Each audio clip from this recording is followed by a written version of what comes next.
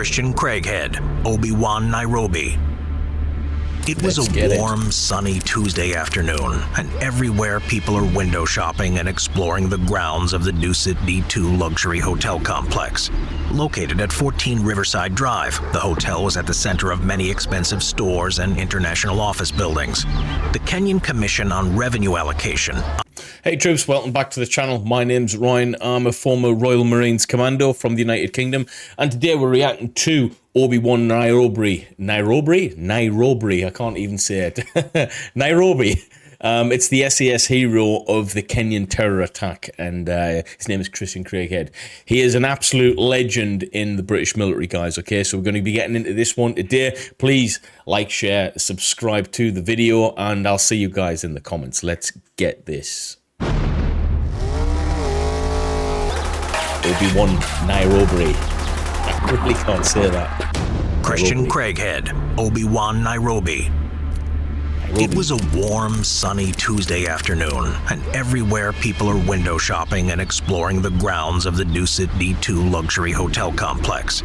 Located at 14 Riverside Drive, the hotel was at the center of many expensive stores and international office buildings. The Kenyan Commission on Revenue Allocation, I&M Bank, Amadeus IT Group, and a host of other businesses dotted the walled-in property. For years, this complex in the capital of Kenya had peacefully operated as a host for tourism and international business. That was all about to change on the afternoon of January 15th, 2019. As people sat outside the Secret Garden restaurant, which was just opposite the Dusit D2 hotel, a man approached and stopped directly in front of the patio seating area. He was speaking very loudly on his cell phone, attracting the attention of everyone in the restaurant. "Where are you?" he screamed in Swahili into the phone. Some of the customers sitting there began to feel uncomfortable and anticipated that something bad was about to happen. The man's erratic behavior caused an unnerving feeling of suspense. I've never actually heard the full story of this. I know the ins and outs of it, but this is going to be really, really interesting. Moments later, the man detonated a secret explosive device located on his body and instantly killed himself and many of the nearby customers. Windows 6 stories up from the blast were shattered and debris was strewn across the grassy lawn.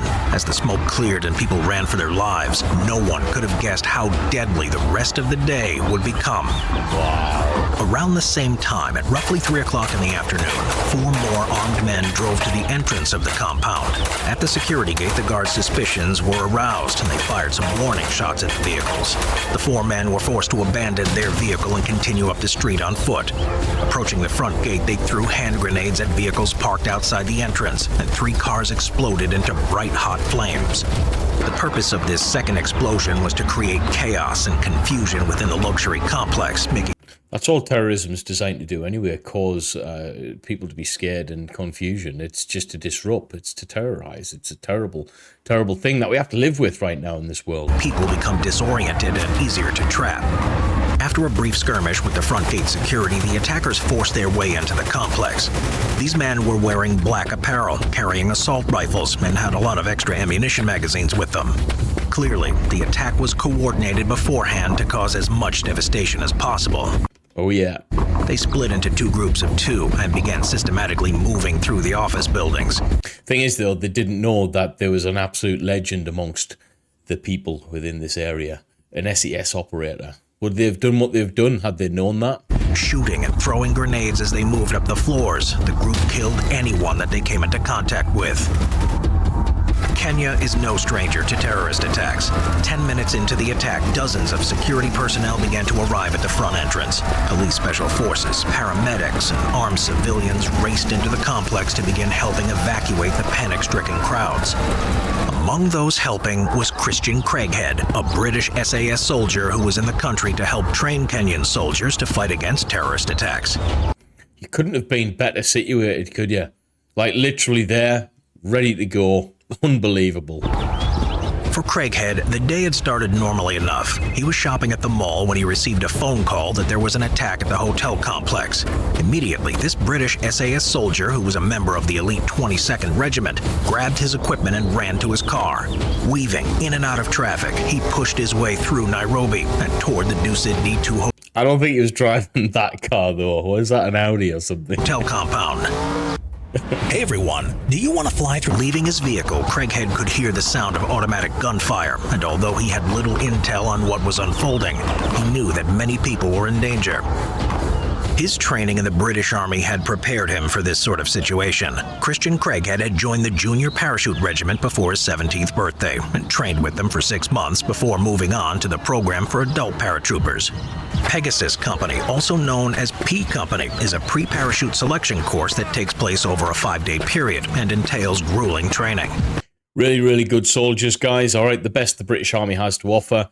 In my personal opinion, the two best parts of the British military for Tier 2 forces is the Parachute Regiment and the Royal Marines. And I don't think that can be argued, guys, all right? These are the two best. Not many pass the course, but those that do have the chance to continue on to the parachute course. After graduating from training, he served for 3 years as a paratrooper before joining the Pathfinder Platoon, which is... Again, the Pathfinders are literally the top percentile of the British military. An elite unit, part of the 16 Air Assault Brigade. These operators serve as an advance force and carry out dangerous reconnaissance missions. In 2003, he deployed to Iraq and worked in this capacity as a Pathfinder. 9 years later, Craighead completed the British SAS's notorious 6-month-long selection program and became a member of the 22nd Regiment. The 22nd Regiment is one of the most elite units in the force.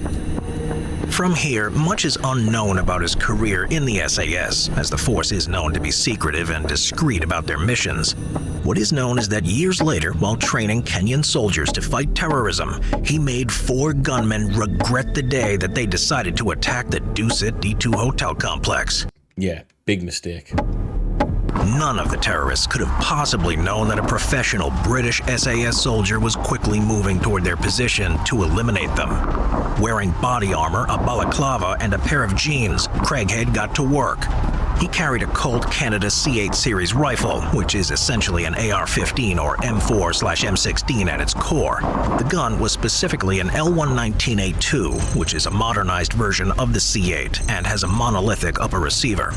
Honestly, I'm getting nervous even watching this bit. This serves to make the gun more accurate by zeroing large optics and laser aiming devices.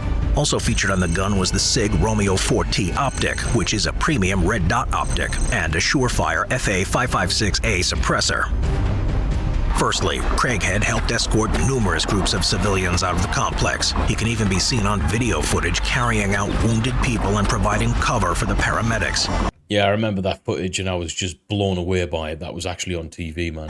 Time after time, he brought people out of harm's way to then turn and head straight back towards the enemy fire. People were amazed by this unknown masked foreigner who was taking control of the situation and getting all those people to safety. Next, as Kenyan soldiers and police established a perimeter around the compound, he embedded himself within a group of soldiers and started to work, moving through the buildings. Everywhere, people were trapped in rooms waiting to be rescued as they were pinned down by gunfire. However, the soldiers were not able to engage the terrorists directly while administering aid, so Craighead broke off from his group to confront the gunmen alone. More video footage from the scene shows him running away from the friendly soldiers and towards enemy gunfire as he scanned the upper floors of the buildings. Performing a solo sweep of the rest of the complex, Craighead located 2 of the terrorists, who were now at the back of the compound, and eliminated both of them by himself. Unknown to him and Kenyan authorities at the time, 2 other terrorists remained active. What a guy, man. As the evacuation process continued throughout the day, Craighead continued to help coordinate medical aid and clear floors of the public. However, during the early hours of the next day, January 16th, gunshots and explosions could once again be heard. This time, Kenyan police were able to apprehend the gunmen and announce that the complex was finally secure after the 19-hour siege. Wow. Immediately following the attack, no one knew Christian Craighead's identity. Only photos of a masked man aiding people appeared on the internet to give any clues. He became known as Obi Wan Nairobi, a name which referenced his heroic, selfless actions. That's such an epic name, man. What? Concealed identity. A Black Rifle Coffee Company Blackbeard patch on his backpack was the only clue to his identity. Only after he made an appearance on the company's podcast was he finally identified as Christian Craighead. He received the Conspicuous Gallantry Cross for his actions that day and retired from the SAS a year later and wrote a book about his experiences in Kenya, including the infamous incident. The Kenyan government was also praised for its fast response to the attack, which had been coordinated by the Islamist militant group Al-Shabaab. Backed by Al-Qaeda, the Somali terrorist organization had planned the attack as retribution against the United States President Donald Trump because he had formally recognized Jerusalem as the capital of Israel. Although close to 700 people were saved during the evacuations, 27 people were killed by the attacks. Wow, I didn't know it was 27 people. That's absolutely terrible, devastating. A lot more would have been killed probably if Obi Wan Nairobi wasn't there. Including many Kenyans, an American man, and a British South African man, and many more were injured. While the response of the Kenyan police and army personnel is worth applauding, it was the actions of a lone British SAS operator who helped save the day. Christian Craighead had prevented more lives being lost with his heroic deeds and had taken the initiative when he had gone off and killed 2 of the gunmen on his own. Both the Kenyan government and residents of the compound have come forward to shower Craighead with much-deserved praise and thank him for risking his own life to save complete strangers. That's one of the best stories next time ever. Someone blows themselves up in front of a crowded cafe and a small army of terrorists start executing civilians, the world had better hope that there's a British SAS operator around to save the day. Wow, troops, fantastic video. I've got goosebumps at that last bit. Obi Wan Nairobi, SAS, hero of the Kenyan terror attack. I can't say that word properly, can I? Nairobi. Guys, like, share, subscribe to the channel. Become a member of Patreon. Link in the description. Press the join button to become a member of YouTube. I'd really appreciate it, troops. But other than that, I'll see you guys in the comments. Have a nice day.